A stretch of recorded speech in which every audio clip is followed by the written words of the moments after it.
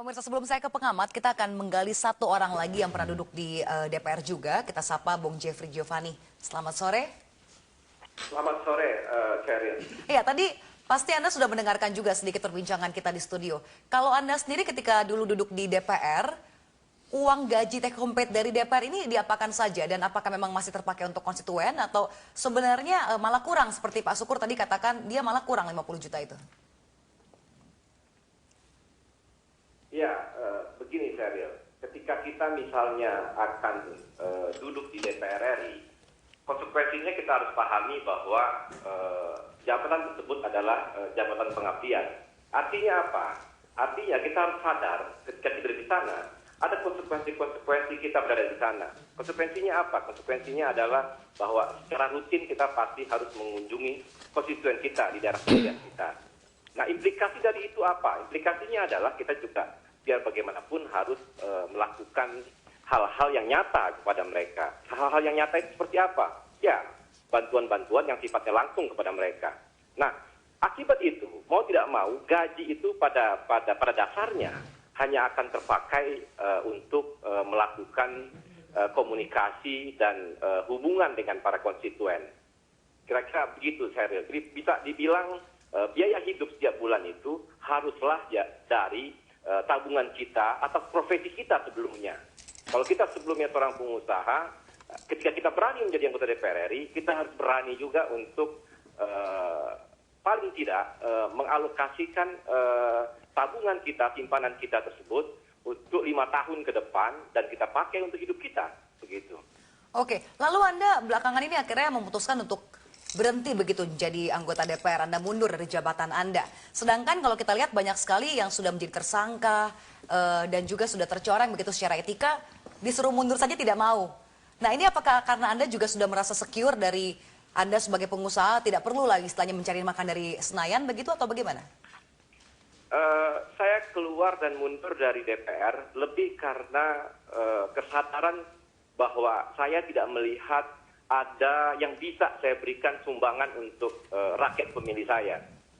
Jadi ketika saya harus menerima pendapatan setiap bulan, tetapi saya tidak tahu apa yang bisa saya berikan untuk masyarakat pemilih saya di Sumatera Barat sana, tentu beban buat saya, begitu. Dan karena itu saya melihat tidak ada lagi sebuah harapan untuk melakukan sebuah aktivitas atau sebuah sumbangsi atau sebuah legasi terhadap keberadaan saya di DPR. Ya, saya memutuskan mundur, tetapi saya tidak kapok.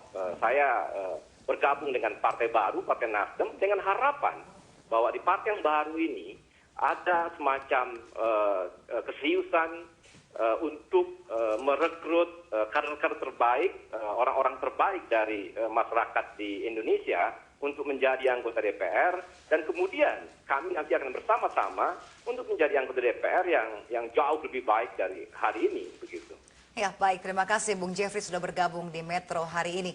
Ya, pemirsa, di sini juga ada Ibu Leli dan ini ada bukunya. Saya perlihatkan dulu, Komunikasi Politik, Politisi dan Pencitraan di Panggung Politik. Nah, di buku inilah dikupas juga ada testimoni-testimoni dari beberapa orang anggota DPR pada tahun itu 2006, masih duduk di Senayan, dan banyak sekali testimoni yang mencengangkan. Ya, mungkin Ibu bisa berbagi sedikit terkait dengan mereka yang duduk di Senayan ini ternyata inginnya hanya mencari uang saja.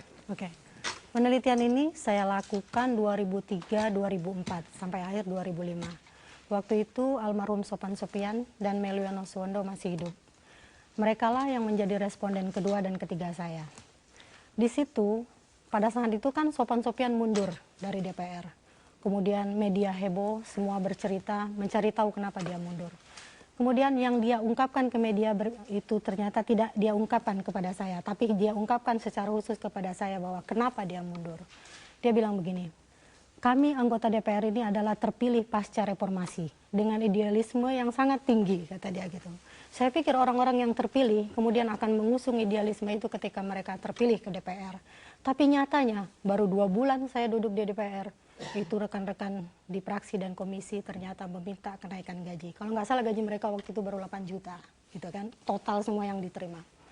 Kemudian katanya 2 bulan setelah itu ternyata bukan hanya sekian persen yang gaji itu dinaikkan, tapi berpuluh-puluh persen. Kemudian Meliono Suwondo juga saya wawancarai dengan hal yang sama, berdasarkan snowball method. Dari dia ditunjuk ke sana, ditunjuk lagi ke sana. Meliono juga mengatakan, saya dimarahin loh Mbak Lely sama teman-teman yang bukan berasal dari pengusaha. Anda itu kan pengusaha katanya, jadi Anda nggak perlu menuntut kenaikan gaji karena Anda sudah kaya, kata dia. Jadi dari sana aja, itu kita sudah bisa melihat bagaimana orang-orang yang kemudian terpilih di DPR, dengan kita pikir idealismenya begitu mengemuka saat reformasi digugat oleh mahasiswa, nyatanya juga idealismenya luntur ketika mereka masuk ke sistem. Oke, tapi penelitian Anda itu tahun 2003, 2004. Iya, masih relevan untuk sekarang. Saya pikir buku saya ini akan saya gudangkan gitu. Karena tidak ingin saya berlaku lagi untuk teman-teman saya, anak mahasiswa saya dan kolega saya yang kemudian terpilih menjadi anggota dewan. Banyak loh mahasiswa saya di DPR itu. Tapi nyatanya masih berlaku sampai sekarang. Bahkan mungkin sampai DPR akan ditutup pun itu masih akan berlaku hasil penelitian. Motif ekonomi itu ya? Motif ekonomi. Jadi motif individual seseorang masuk ke panggung DPR itu, ke panggung politik itu jauh lebih dominan daripada kepentingan partai atau kepentingan lain. Oke, pemirsa kita akan dengarkan juga bagaimana tanggapan dua orang anggota DPR yang ada di studio saat ini. Pemirsa kita akan segera kembali sesaat lagi.